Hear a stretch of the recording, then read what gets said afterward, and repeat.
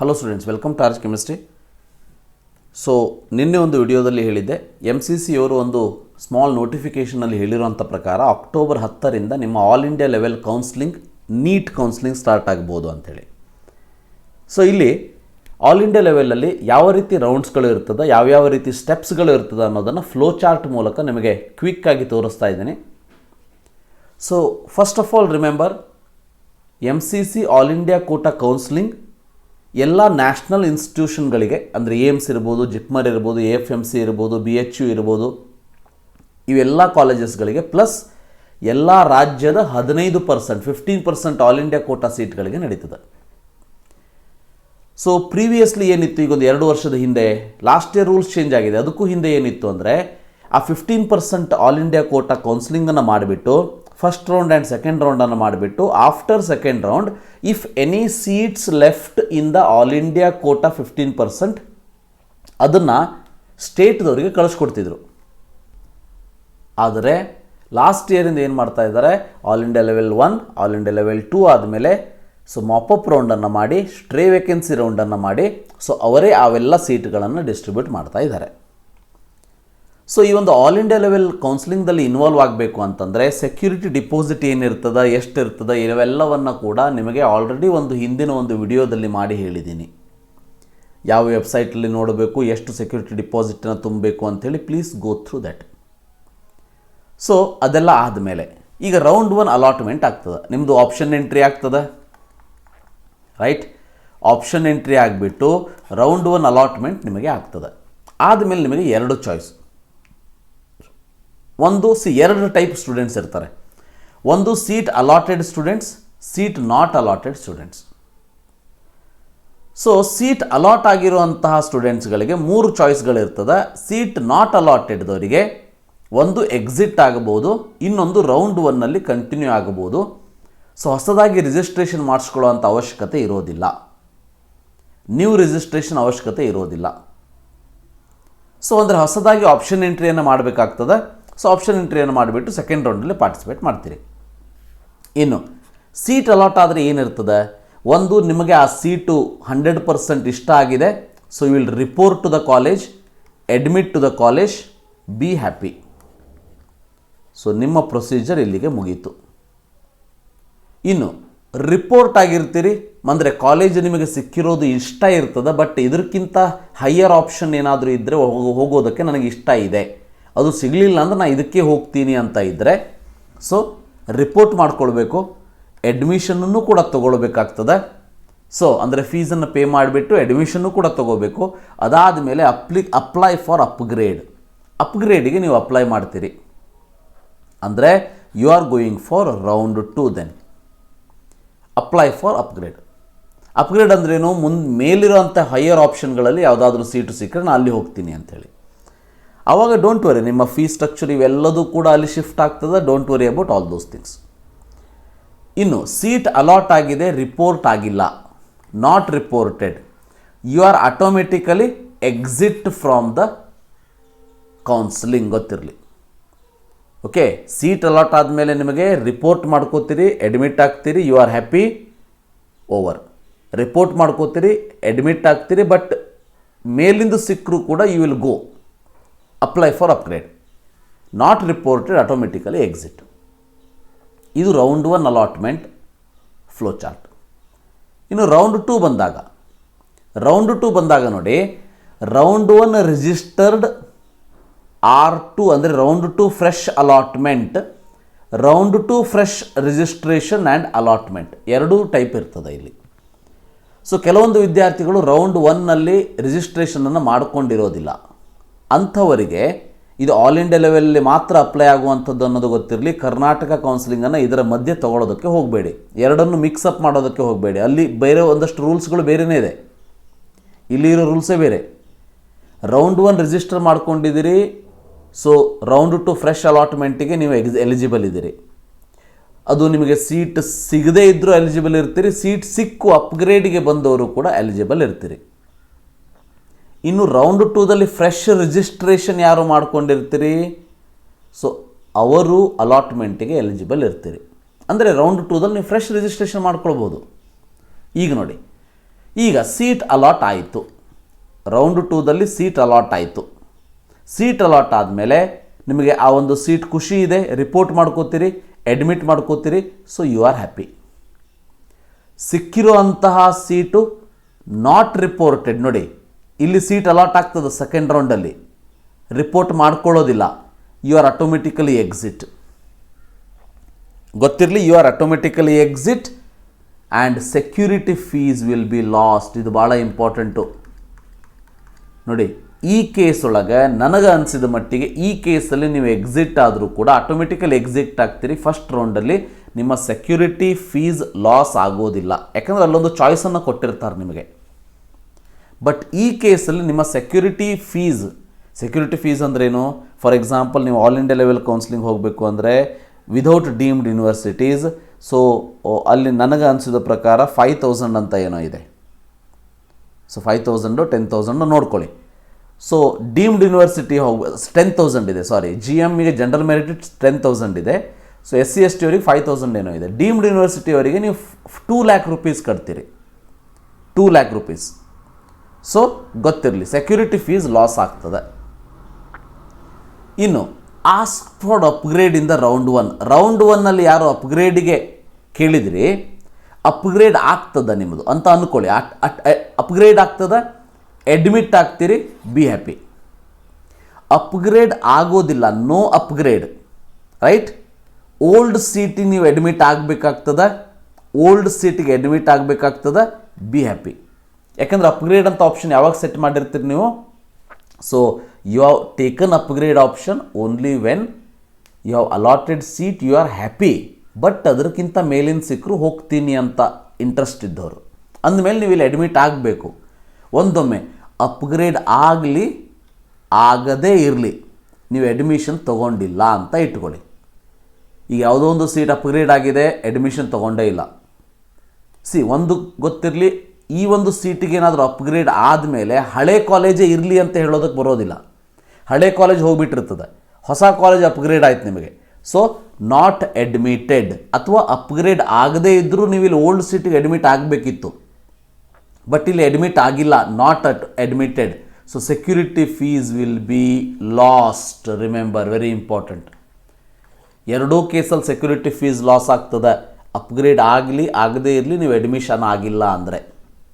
Upgrade ಆಗಲಿಲ್ಲ, ಹಳೆ ಸೀಟಿಗೆ admission ಮಾಡ್ಕೊಂಡ್ರಿ, ಅಪ್ಗ್ರೇಡ್ ಆದ್ರಿ, ಹೊಸ ಸೀಟಿಗೆ ಅಡ್ಮಿಷನ್ ಮಾಡ್ಕೊಂಡ್ರಿ, ಸೊ ಯು ಆರ್ ಸೇಫ್. ಇನ್ನು ಸೀಟ್ ಅಲಾಟ್ ಆಗದೆ ಇದ್ದವರು, ಸೀಟ್ ನಾಟ್ ಅಲಾಟೆಡ್, ಎರಡನೇ ರೌಂಡಲ್ಲೂ ಸೀಟ್ ಅಲಾಟ್ ಆಗಿಲ್ಲ, ಅವಾಗೇನು ಮಾಡ್ತೀರಿ? You are eligible to attend mop up round. ಮತ್ತು ಮಾಪ್ ಅಪ್ ರೌಂಡಿಗೆ ಹೊಸ ರಿಜಿಸ್ಟ್ರೇಷನ್ ಮಾಡ್ಕೋಬೇಕು ಅಂತ ಇರೋದಿಲ್ಲ. ಯಾರಿಗೆ ಸೀಟ್ ಅಲಾಟ್ ಆಗಿಲ್ಲ ಅವರಿಗೆ. ಇನ್ನು ಇಲ್ಲಿ ಸೆಕೆಂಡ್ ರೌಂಡಲ್ಲಿ ನಾನು ಎಕ್ಸಿಟ್ ಆಗಿಬಿಟ್ಟಿದ್ದೀನಿ ಸರ್, ಸೆಕ್ಯೂರಿಟಿ ಫೀಸ್ ಹೋದ್ರೂ ಹೋಗಲಿ, ನಾನು ಮಾಪಪ್ಪಲ್ಲಿ ಪಾರ್ಟಿಸಿಪೇಟ್ ಮಾಡ್ಬೋದಾ ಅಂತ ಕೇಳಿದರೆ, ಎಸ್ ಮೈ ಡಿಯರ್ ಸ್ಟೂಡೆಂಟ್ಸ್, ನೀವು ಮಾಡ್ಬೋದು, with the condition redeposition of the fees. ಗೊತ್ತಿರಲಿ, ಕರೆಕ್ಟ್ ಅರ್ಥ ಮಾಡ್ಕೊಳ್ಳಿ, ನಿಮಗೆ ಅರ್ಥ ಆಗಲಿ ಅಂತ ಕರ್ನಾಟಕದ ಕನ್ನಡ ಲ್ಯಾಂಗ್ವೇಜಲ್ಲಿ ನಿಮಗೆ ಅರ್ಥ ಆಗುವಾಗ ಹೇಳ್ತಾ ಇದ್ದೀನಿ.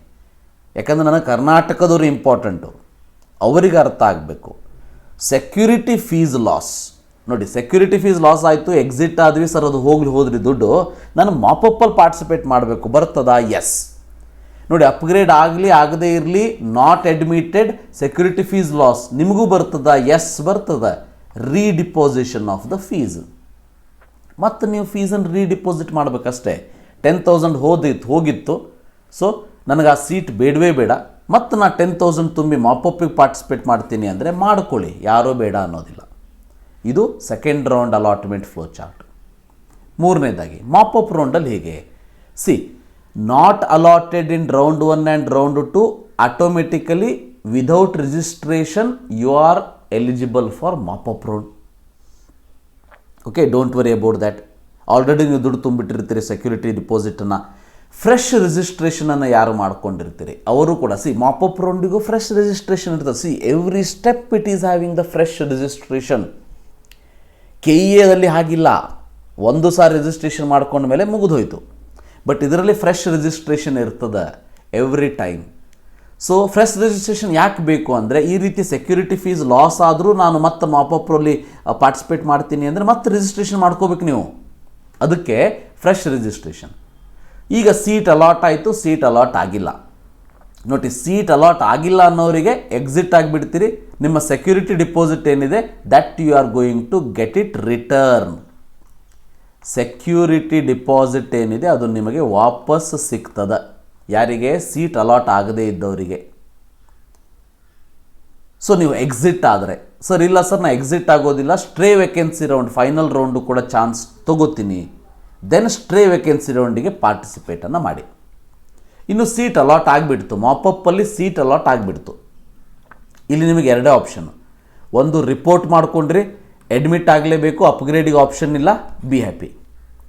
ಒಂದು, ಸೀಟ್ ಅಲಾಟ್ ಆಗಿದೆ ಮಾಪಪ್ಪಲ್ಲಿ, ನಾಟ್ ರಿಪೋರ್ಟೆಡ್, ಎಕ್ಸಿಟ್ ಆಗ್ತೀರಿ. ರಿಪೋರ್ಟ್ ಆಗಿಲ್ಲ ಅಂದರೆ ಆಟೋಮೆಟಿಕಲಿ ಎಕ್ಸಿಟ್ ಆಗ್ತೀರಿ. ಸೆಕ್ಯೂರಿಟಿ ಫೀಸ್ ಲಾಸ್ ಆಗ್ತದೆ, ಬಹಳ ಇಂಪಾರ್ಟೆಂಟು. ಸೆಕ್ಯೂರಿಟಿ ಫೀಸ್ ಲಾಸ್ ಆಯಿತು. ಹಾಗಾದರೆ ಸರ್ ಇಲ್ಲಿ ಸೆಕ್ಯೂರಿಟಿ ಫೀಸ್ ಲಾಸ್ ಆದರೂ ನಾವು ಸ್ಟ್ರೇ ವೇಕೆನ್ಸಿಯಲ್ಲಿ ಪಾರ್ಟಿಸಿಪೇಟ್ ಮಾಡ್ಬೋದಾ? ನೋ ಮೈ ಡಿಯರ್ ಸ್ಟೂಡೆಂಟ್ಸ್, ಗೊತ್ತಿರಲಿ, you are not eligible for stray vacancy round. Stray vacancy ಅಂದ್ರೇನು? ಉಳಿದಿರುವಂಥ ಎಲ್ಲ ಸೀಟ್ಗಳನ್ನು ಕೂಡ ಡಿಸ್ಟ್ರಿಬ್ಯೂಟ್ ಕೌನ್ಸಿಲಿಂಗಲ್ಲಿ ಇನ್ವಾಲ್ವ್ ಮಾಡಿಕೊಡೋ ಒಂದು ಉದ್ದೇಶ ಅಷ್ಟೇ. ಸೊ ಒಂದೊಂದು ಸಾರಿ ಸ್ಟ್ರೇ ವೇಕೆನ್ಸಿ ರೌಂಡಲ್ಲೂ ಬಹಳ ಚೆನ್ನಾಗಿರೋ ಕಾಲೇಜ್ ಸಿಗುವಂಥ ಚಾನ್ಸಸ್ ಇರ್ತದೆ, ಬಟ್ ಅದು ಲಕ್ ಅಷ್ಟೇ. You cannot believe that.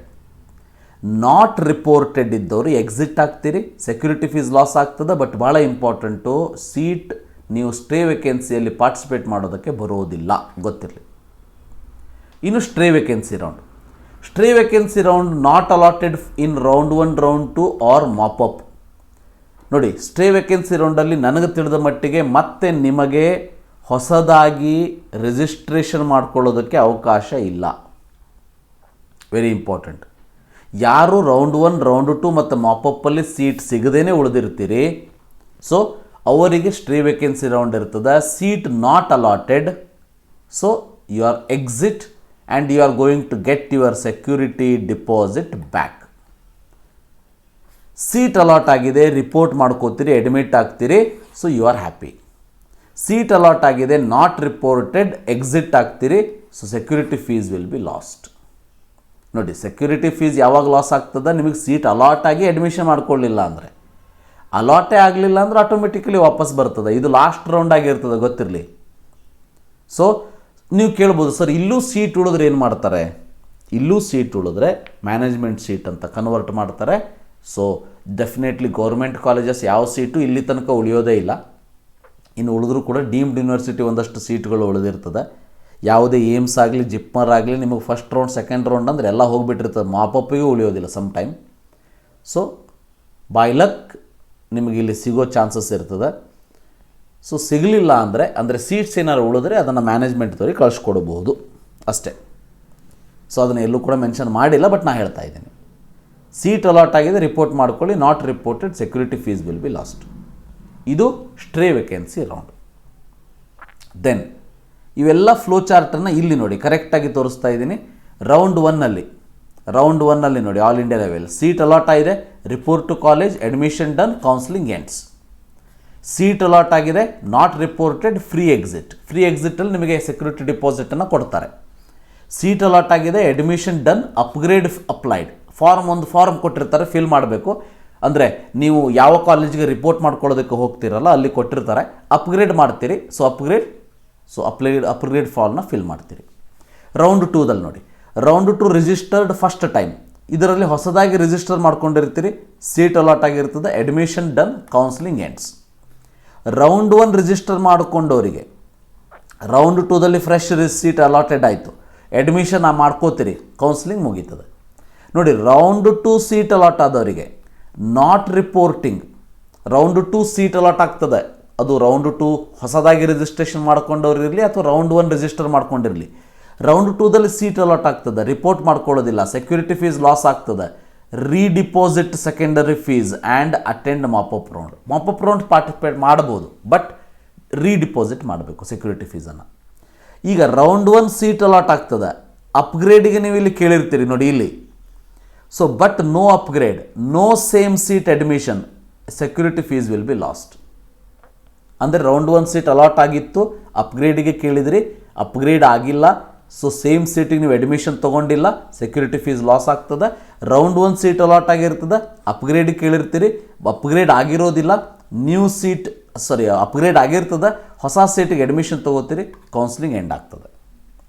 ಇನ್ನು round 1 seat allotted, asked for upgrade, got upgrade, not reported, loss of security fees ಗೊತ್ತಿರಲಿ. ಸೊ ಮಾಪಪ್ಪಿಗೆ ಅಲಾಟ್ ಮಾಡಬೇಕು, ಮಾಪಪ್ಪಿಗೆ ಹೋಗಬೇಕು ಅಂತಂದರೆ ರೀಡಿಪೋಸಿಷನ್ ಆಫ್ ದ ಫೀಸ್.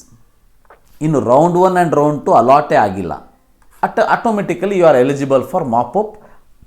ಅಥವಾ ನೀವು ಮಾಪಪ್ ಬೇಡ ಸರ್ ನನಗೆ ಅಂತಂದರೆ ಯು ಕ್ಯಾನ್ ಫ್ರೀ ಎಕ್ಸಿಟ್ ಅಷ್ಟೇ. ಇನ್ನು ಮಾಪಪ್ಪಲ್ಲಿ ನೋಡಿ, ಸೀಟ್ ಅಲಾಟ್ ಆಗಿದೆ, ರಿಪೋರ್ಟ್ ಮಾಡ್ಕೊಂಡಿದ್ದೀರಿ, ಕೌನ್ಸಿಲಿಂಗ್ ಎಂಡ್ ಆಯಿತು. ಸೀಟ್ ಅಲಾಟ್ ಆಗಿದೆ, ರಿಪೋರ್ಟ್ ಮಾಡ್ಕೊಂಡಿಲ್ಲ, ಸೆಕ್ಯೂರಿಟಿ ಫೀಸ್ ಹೋಗ್ತದೆ, not eligible for stray vacancy round.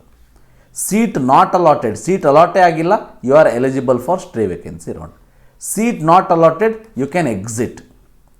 Seat not allotted, you can exit with the security fees ತೊಗೊಂಡು ಎಕ್ಸಿಟ್ ಆಗ್ಬೋದು. So then stray vacancy round, seat allot ಆಗಿದೆ, report ಮಾಡ್ಕೊಂಡಿದ್ದೀರಿ, counselling ಮುಗೀತದೆ. Seat allot ಆಗಿದೆ, not reported, whole course fees need to be paid. ನೋಡಿ, seat allot ಆಗಿದೆ, not reported, whole course fees need to be paid, very important. Whole course fees ಅಂದರೆ ಏನಿರ್ತದೆ, ಈಗ ಒಂದು course fees 4 ವರ್ಷದ ಒಂದು ಫೀಸ್ ಸ್ಟ್ರಕ್ಚರ್ ನಿಮ್ಮದು. ಸೊ 5 lakh rupees ಇತ್ತು ಅಂದರೆ ಒಂದು ಗೌರ್ಮೆಂಟ್ ಕಾಲೇಜಲ್ಲಿ ನೀವು ಸೀಟ್ ಅಲಾಟ್ ಆಗಿನೂ ಅದು ತೊಗೊಂಡಿಲ್ಲ ಅಂದರೆ the whole course fees you have to pay. ಅದಕ್ಕಾಗಿ ಬಹಳ ಕೇರ್ಫುಲ್ಲಾಗಿ ಸ್ಟೇ ವೇಕೆನ್ಸಿ ರೌಂಡಲ್ಲಿ ಪಾರ್ಟಿಸಿಪೇಟ್ ಮಾಡಬೇಕು. ಸೀಟ್ ನಾಟ್ ಅಲಾಟೆಡ್, ಎಕ್ಸಿಟ್ ಆಗ್ತೀರಿ ವಿತ್ ಸೆಕ್ಯೂರಿಟಿ ಫೀಸ್. ಇದಿಷ್ಟು round 1, round 2 mop up and stray vacancy round. So ನಿಮಗೆ ಅರ್ಥ ಆಯಿತು ಅಂತ ಅನ್ಕೋತೀನಿ. ಸೊ ಮುಂದಿನ ವಿಡಿಯೋದಲ್ಲಿ ಯಾವ್ಯಾವ ಡಾಕ್ಯುಮೆಂಟ್ಸ್ ಬೇಕು ಅನ್ನೋದ್ರ ಬಗ್ಗೆ ಡೀಟೇಲಾಗಿ ಹೇಳ್ತೀನಿ. ಸೊ ಇದು ಎಲ್ಲ ಹೇಳಿರೋದು ಆಲ್ ಇಂಡಿಯಾ ಲೆವೆಲ್ ಕೌನ್ಸಿಲಿಂಗ್ ಬಗ್ಗೆ ಮಾತ್ರ ಗೊತ್ತಿರಲಿ. ಇದು KEA ಕೌನ್ಸಿಲಿಂಗ್ 85%ಗೆ ಇವ್ಯಾವ ರೂಲ್ಸ್ಗಳು ಅಪ್ಲೈ ಆಗೋದಿಲ್ಲ. So thank you for watching, have a nice day.